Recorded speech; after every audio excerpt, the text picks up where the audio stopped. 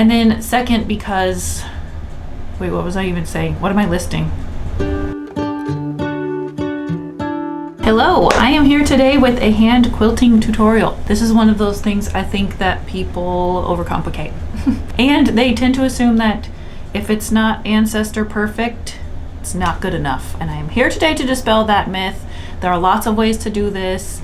There is no perfection, I promise. You can hand quilt an entire quilt, and it's actually a lot faster than you probably think too. So let's get started. I'm Nikki, this is Pin Cut Sew. And if you have not already watched the first portion of this quilt making process, I say first portion, I mean like first through sixth portions. I made this improv houses quilt. I'll have Layla put some clips of the entire thing in here, but I've been working on this for a while. It's completely improv. I have tutorials for a lot of these things, so I'm going to put a playlist there for you so you can go back and watch. But I am hand quilting it. I'm about halfway done, so I'm taking a pause to film the tutorial for you. If you're interested in making some improv houses, I have this guide for you. This is in my shop. There's both this physical version and there's a digital one that you can just use online or print out.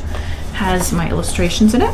And you can learn to make improv houses of all kinds and how to add different elements like extra windows, things like that. So there's that, and then I'll put the link to the playlist in the description below so you can watch this whole thing. I already showed you how to make the quilt sandwich, and I promised I'd be back with the hand quilting tutorial. So I'm going to tell you some reasons why you might choose hand quilting over other forms of quilting, and then I'll show you some supplies. You don't need very many, and then we'll just get to the quick tutorial. So some of the reasons why you might choose to hand quilt a quilt over machine quilting it or sending it out to a long armor or something like that is, in my case, it's because this quilt is already pretty busy. There is a lot going on. And machine quilting, it really embeds itself into the quilt and it makes it, I think, stand out more. Whereas with hand quilting, depending on what kind of thread you choose and what color thread you choose and the design you pick, it can kind of just disappear into the quilt. It adds a nice texture without taking over. And that's definitely what I needed for this particular quilt.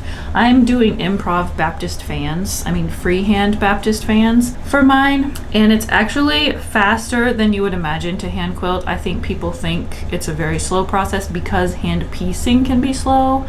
I personally know this from making those hexagon flowers. It's like one tiny stitch at a time. Hand quilting is different. It's like a pretty quick running stitch, and so it's really easy to do it. It's mindless enough to do while you're just watching movies or whatever. So another reason might be because your quilt is too large to wrangle underneath your sewing machine.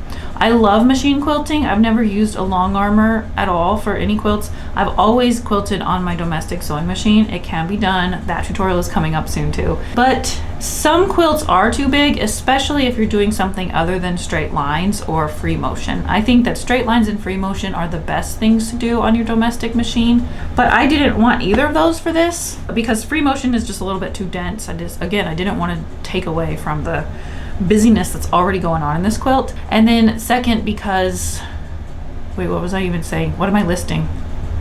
So hand quilting was the way to go for this particular quilt. So let's get on to the tools that you need. You really only need a few. You do not need a giant quilting hoop. You do not need a frame. You can have those things, it's fine. I've actually never used them. I've only hand quilted a couple of large quilts, but I've hand quilted tons of small projects. All you really need is thread, needle, scissors.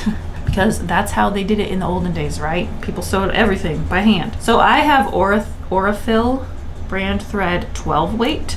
A lot of people use a little bit skinnier than this. And a lot of people also use something like pearl cotton for what we call big stitch quilting. And that's the kind that really shows and you want it to show, and it's really a feature of the quilt. There's some beautiful things. I'm gonna make my daughter a quilt soon, and I think I might use my oldest daughter. I just finished Layla's quilt. Now I'm gonna make Natalie a quilt, and I think I'm gonna use the big stitch method. I'm very into the hand quilting, it's so fun. But anyway, you also need a thimble. I like this leather one. You'll definitely want this to protect your finger. You need some little thread snip scissors, and you need a needle. I prefer milliner's needles. I think they're just long enough and just strong enough, and the eye is just skinny enough. So these are milliner's fine sewing needles, but you might want to try several and just see what you like. Oh my gosh, it just started raining big time. It's hailing. Okay, anyway, and of course you need a quilt, and you need to have made the quilt sandwich. So I'm gonna link you to that video. You can do it on the table. You don't have to see it on the floor. And yeah, let's get started with the tutorial. Okay, I'm going to make a little fake quilt sandwich. First, I'm going to show you on here with my light color thread on my dark fabric so you can really see. And then I'll show you what I'm doing with my house quilt and my freehand Baptist fans. So you also might want to use a marking tool. Some people use a Hera marker that just sort of marks lines like my fingernail just did. A lot of people use actual marking tools. I like these heat soluble pens, but they're not the best for large portions of it because they're going to get erased with your body heat. And you can use like a Choco liner to mark lines, but a lot of people, including myself, are afraid of marking lines because it just doesn't always come out. That is the danger of line marking. So what I usually do if I'm going to mark is I use tape, like painter's tape or washi tape, and tape one section at a time, quilt, and you can just run your needle right alongside the tape. So for my purposes today, because this is not a real quilt, I will just go ahead and use my, let's see, let me mark some lines here. Okay, I'm gonna show you how to quilt using these lines. Let's like go here, snake it up, and go here. Okay, then you need your thread and your needle. Let me not make it too long for educational purposes. And there's a couple of really easy ways to make a knot. This is called a quilter's knot. So what you wanna do, put your needle in one end like normal, thread it through, not all the way, I mean, not even halfway, so less than halfway. Then take the longer end, so hold your needle in your non-dominant hand, take the longer end of thread, put it behind your needle and sort of grab it with your fingers along with your needle, so the little tail is over here. Then take this and wrap it 1, 2, 3, 4 times. If you're using thicker thread, you'll need fewer times. And then pull the needle while holding the knot, and you just made a knot. This is very fast and easy compared to making just a knot, but if that's the way that you're used to doing it, is making 3 knots on top of each other, go right ahead and do that. Okay, so when hand quilting, we use a single strand, not double. And I'm gonna go in right here, but instead of just entering up here where I'm starting, or entering from down here like if you were embroidering, you're gonna actually enter from the top of the quilt, about 1 inch or 1.5 inches away from where you want to start. So I'm gonna come over here. I'm going to try to bury my needle in the batting, but not coming through the back. Come out where I want to start quilting. So obviously I got stuck where my knot is. So what we're going to do is pop that knot inside. So I like to put a thumb here, pull, whoops, look, it pulled all the way out. If that happens a lot of times, you might need to wrap your knot more. So instead of wrapping it 4 times, you could wrap 5. So you're going to try again, pop the knot just inside, and it stops. So now my knot is buried inside my batting. I'm going to cut off the tail and I'm ready to start quilting. So a lot of people do this on the table. A lot of people put it in a quilting frame, but I think that's annoying because you have to take the frame off and move it pretty often. So I do it on the table or I do it on my lap while I watch movies, which reminds me, I also wanted to tell you about this book light. It goes around your neck and it lights up. And it has like 3 levels of brightness. This is really, really nice for hand quilting or any hand sewing work at all because it lights your space without lighting up the whole room for your family who's trying to, you know, watch Star Wars or whatever. So this I really love. I use it for reading also, but it's great for hand quilting. I'll put a link to this in the description. Okay, so now I'm gonna put my thimble on my middle finger. I like these leather ones because they're bendy. I'm going to hold my piece from behind. Ooh, time to be real. And I'm going to start taking stitches. I'm going to go in, out.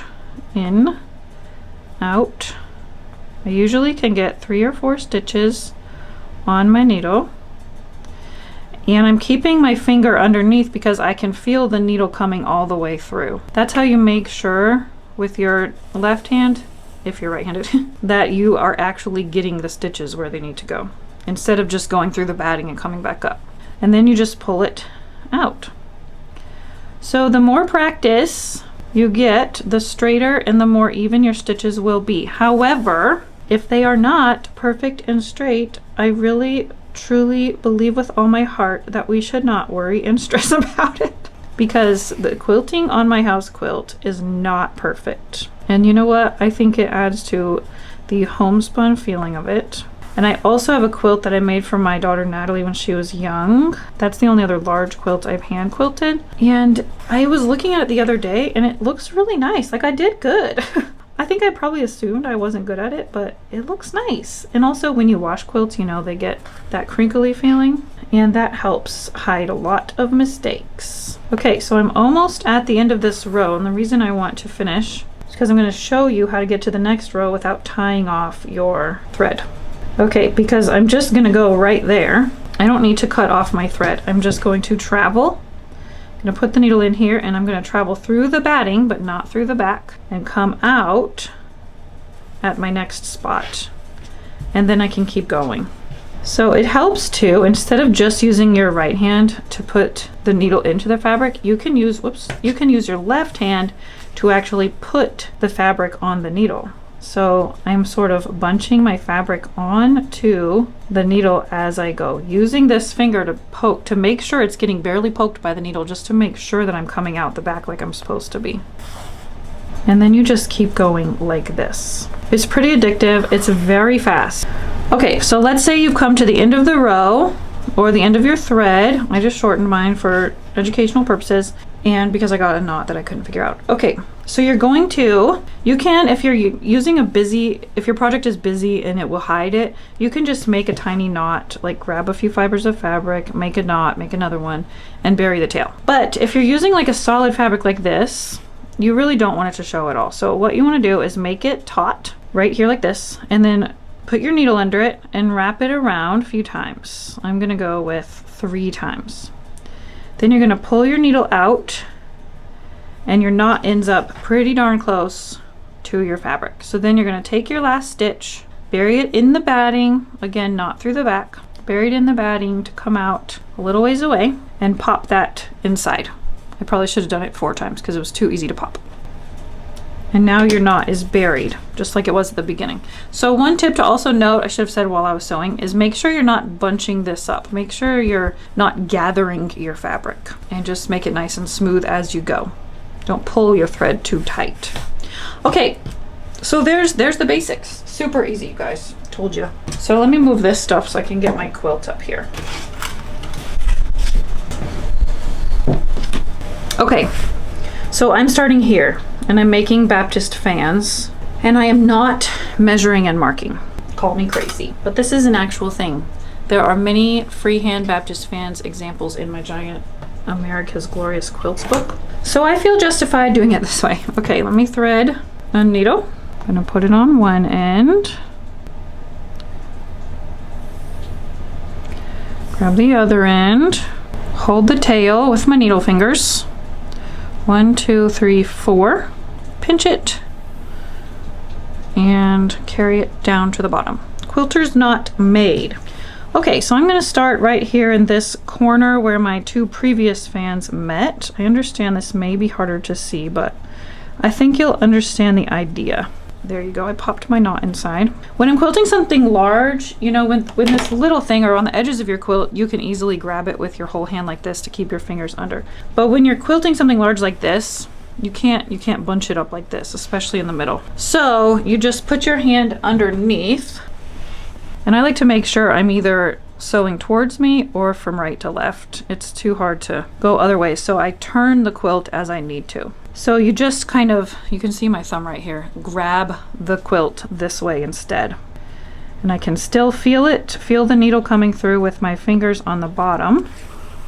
And free-handing means exactly what it seems to mean. I'm just going to take aim and curve my stitches the direction I want them to go. And my Baptist fans have 6 fans per fan. rows per fan. Oh, look, I have a tiny knot here. I like this Orifil thread because it's really easy to get the knots out. Also, it doesn't twist. I decided to go with nice thread. Okay, so now I need to travel up to this next part. I'm making my fan rows about 1 inch to 1.5 inches apart. So I'm just going to travel through the batting, not through the backing, up to the next one.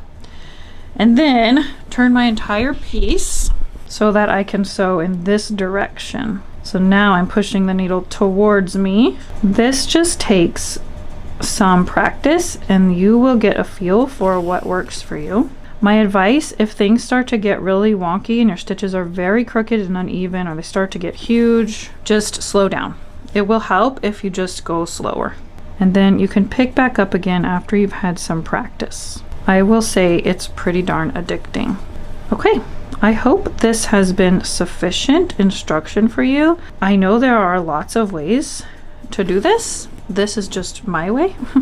And you can decide if you want to do it this way or a different way. If you want it to be with a big hoop, if you want to build yourself a frame, if you want to try to get your stitches as tiny as your ancestors could do it, good for you. Do it however you want to do it. I wanted to show you this bag I made because this is a good example of the big stitch method that really adds a lot of design and dimension to this quilt block. So it's thicker thread. I think it was denim top stitching thread I had on hand, so I was using. And look how much it adds to the design. I think it's so pretty. So you can try hand quilting on a smaller project like this too. I hope this has been helpful for y'all. I will be back very soon. I'm going to be machine quilting Layla's quilt, the one I had the video for last week, in an upcoming video soon. I think I have one in between. And then I'll show you how to do that. You actually don't need to pay a long armor to quilt your large quilt, I promise. So stay tuned for that, and I'll see y'all soon. Bye.